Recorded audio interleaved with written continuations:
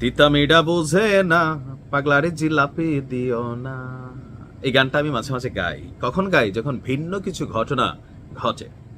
আজকের ক্যারেক্টারে পাগলা হচ্ছে জামাত, আর তিতা মিডা যে জায়গাটা বললাম সেটা হচ্ছে জামাতের ভিন্ন যে একটা রাজনৈতিক কৌশল ছিল 5ই আগস্টের পরবর্তী সময়। এটা দেখেন কোন লেভেলে জামাতকে সাপোর্টিং দিচ্ছে। যদি এটা ঘটতে থাকে, জামাত নতুন একটা ইতিহাস তৈরির পথে হাঁটছে। ইভেন আমি অনেকের সাক্ষাৎকার শুনছিলাম, এই সাক্ষাৎকারগুলোর মধ্যে একটা কমন ওয়ার্ড কি, যে জামাতের নেতারা দুর্নীতি করে না, জামাতের নেতারা চাঁদাবাজি করে না। এটা একটা ন্যারেটিভ জামাত তাদের কর্মের মাধ্যমে হোক, রাজনীতির মাধ্যমে হোক, অথবা অতীতে ক্ষমতায় থাকার কারণে হোক, বা বর্তমানে তাদের রাজনৈতিক অ্যাক্টিভিটিজের কারণে হোক, এই ন্যারেটিভটা তৈরি করতে পারছে যে আওয়ামী লীগ বিএনপি দলগুলো চাঁদাবাজ, আর এটা আওয়ামী লীগ বিএনপি নিজে এস্টাবলিশড করছে। যদিও তারেক রহমান ইতিহাসে সর্বোচ্চ নেতাকর্মীদের বহিষ্কার, দলীয়ভাবে পানিশমেন্ট, এবং কি যেখানে এরকম ঘটনা ঘটে ধৈরা পুলিশে দেওয়ার নির্দেশ দিচ্ছে, কিন্তু থামতেছে না।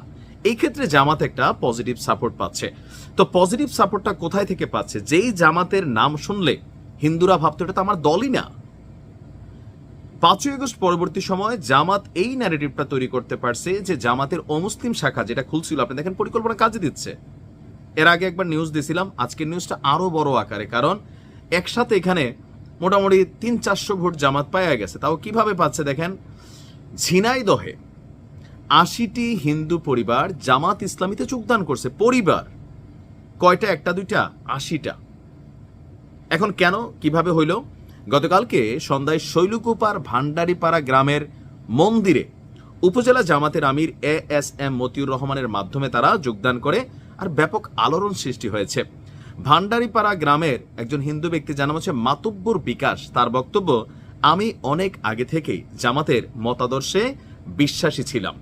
এই ধারাবাহিকতায় আমাদের 3টি সমাজের 80টি পরিবার আনুষ্ঠানিকভাবে জামাতে যোগদান করছে। তো তার বিশ্বাস কি? তার বিশ্বাস জামাত ইসলাম আমাদের ধর্মের মানুষেরও সুরক্ষা দেবে। সেই জামাতের রাজনীতিকে শক্তিশালী করার লক্ষ্যে আমরা কাজ করে যাব। তো ওই এলাকার যে জামাতের আমির আছেন তিনি বলছেন, এখন হিন্দু সম্প্রদায়ের অনেকেই দ্বিধাহীনভাবে আমাদের দলে যোগদান দিচ্ছে, কারণ হিন্দু সম্প্রদায়ের মানুষগুলো নিরাপত্তা চায়। তাদের নিরাপত্তার জন্য জামাত কাজ করে যাচ্ছে। সব ধর্মের মানুষকে নিয়ে নতুন বাংলাদেশ গড়তে চাই, তাদের প্রকৃত স্বাধীনতা ফিরিয়ে দিতে চাই।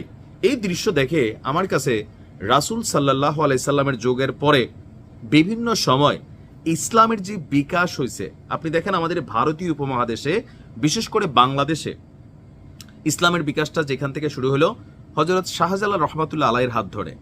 আমার দাদা, পরিদাদার পরিদাদা, ছড়দাদা কেউ না কেউ কিন্তু হিন্দু ছিল, আপনারও ছিল ভাই।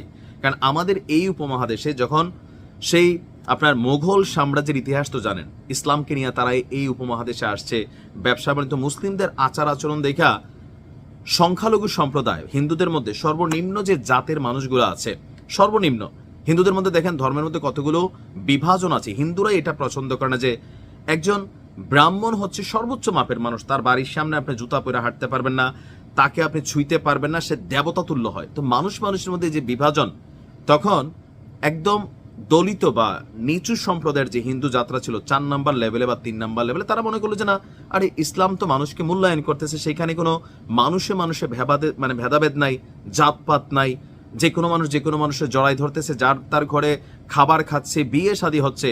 হিন্দুদের ভিতরে কিন্তু অনেক এই পার্টিশন আছে, যার কারণে মানুষগুলো চটচট করে মুসলমান হয়ে গেছে। এখন জামাতের দিকে যে ধাবিত হওয়ার একটা বিষয়, একটা ন্যারেটিভ কিন্তু জামাত প্রতিষ্ঠিত করে ফেলছে। ইভেন অমুসলিম শাখা খোলার যেই কনসেপ্টটা ছিল, প্ল্যানটা ছিল, অনেকে হাহারিয়ে দিচ্ছেন আসলে কাজ হবে কিনা, কিন্তু দেখেন কাজ কিন্তু হচ্ছে, যে কোনোভাবে কাজ কিন্তু হচ্ছে। জামাত অনেক দূর আগে যাচ্ছে। রাজনীতিকে মোকাবেলা করতে হবে ভালো রাজনীতি দিয়ে, এটা আমি সবারই বলি। আপনি ন্যারেটিভ তৈরি করে যে জামাতের গরু দিছে, তা আপনিও দেন না, এদেরকে টাকা পয়সা তা আপনিও দেন।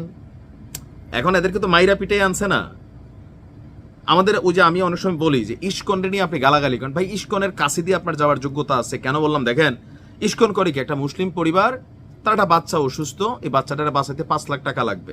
একটা মুসলিম পরিবার, ঘরে ভাত খাওয়ার ভাত নাই, অসুস্থ 2টা মানুষ বসবাস করতেছে, এদেরকে কেউ দেখে না, সমাজ দেখে না। ইস্কন সেখানে যায় যে বাবা তোমার আমি একটা গরু কিনে দিলাম, এই যে ধরো তোমার একটা কর্মের ব্যবস্থা করে দিলাম, তোমার বাচ্চাটা অসুস্থ, তার চিকিৎসার জন্য 5 লাখ লাগে, আমি দিলাম।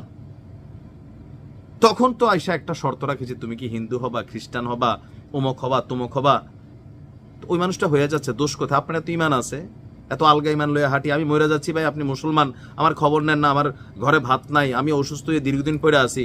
এখন ভিন্ন ধর্মের একটা মানুষ আসছে, ফ্যাটে ভাত না থাকলে ধর্ম তো কাহিনী দিয়া মানে মানুষের ইমান ঠিক থাকে না। এরা কাজ করে ওইভাবে। রাইট নাও জামাত এই পলিসি অবলম্বন করতেছে। তো আমি অন্য দলগুলোরে বলবো আপনারাও করেন, মানুষ পাক, তাইলে তো আর এরকম জামাতে যাবে না বা ইস্কনে যাবে না বা খ্রিস্টান হবে না। আপনি আপনার কমিউনিটিতে মনে করতেছেন খালি জান্নাতের লোভ দেখাচ্ছেন, আমার ভাই দুনিয়াতে পেটে ভাত নাই, আমার তো জান্নাতের লোভ আসবে না। আমি নগদে বিশ্বাসী, যতক্ষণ বাচ্চাছি খাইতে চাই, স্বাধীনতা চাই, নিরাপত্তা চাই, এটা যে দিবে আমি তাতেই কনভার্টেড হব। বেশিরভাগ মানুষ এরকমই, বিশেষ করে যারা দরিদ্র লেভেলে বসবাস করে। তো জামাতের এই পলিসিটা খারাপ না, তারা মানুষকে টানতেছে, অন্য দলগুলো এভাবেই টানেন। ভালো থাকুন, আসসালামু আলাইকুম।